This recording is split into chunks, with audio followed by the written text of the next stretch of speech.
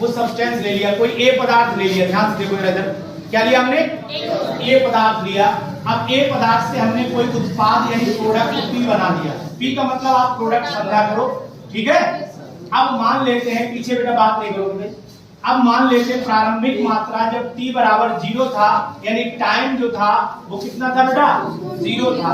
जब टाइम 0, इसको हम यहाँ लिख दें, जब टाइम t बराबर 0 हो जाए तो क्या उत्पाद बनेगा? जब अभिक्रिया शुरू नहीं हुई तो उत्पाद बनेगा ही, 0 रहेगा। सही है। अब मान लेते हैं a में से हमने x को घटा दिया।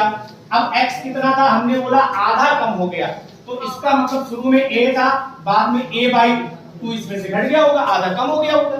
जब आधा कम हो गया होगा तो ये आधा तो ही बनेगा भाई, इसमें से आधा घटाओ तो आधा बनेगा ही। अब इसका मतलब यहाँ पर a में से a/2 घटाओगे तो ये मात्रा कितनी आएगी? a/2 आएगी।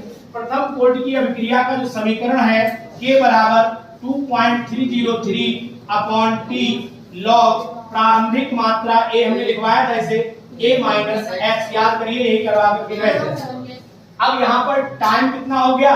टाइम हो गया हमारा, यहाँ पर टाइम भी अब आधा हो जाएगा, यहाँ शून्य था तो आधे समय में ये बदल गया, तो यहाँ पर हमने रख दिया टाइम k बराबर हो गया 2.303 अपॉन t की जगह पर t हाफ लिखेंगे।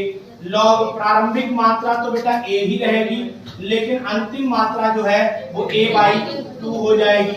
अब इसको हम लोग हल कर लेते हैं। यहाँ पर देखो ध्यान से, k बराबर हो जाएगा 2.303 अपॉन t हाफ, ये प्रदर्शन है और कुछ नहीं है।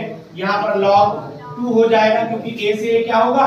कैंसिल हो जाएगा। और log 2 की वैल्यू आपको पता होनी चाहिए कितनी होती है? यहाँ t हाफ, और यहाँ log 2 की वैल्यू 0.3010। इसको गुणा कर दीजिए तो आ जाएगा 0.693 बटे t हाफ, और ये k के बराबर आ जाएगा। यही हमारा सूत्र है जो अर्धायु काल को प्रदर्शित करता है, या फिर उल्टा भी लिख सकते हैं, t हाफ बराबर 0.693 अपॉन k हो जाता है। समझ गए बात? नहीं बना लीजिए।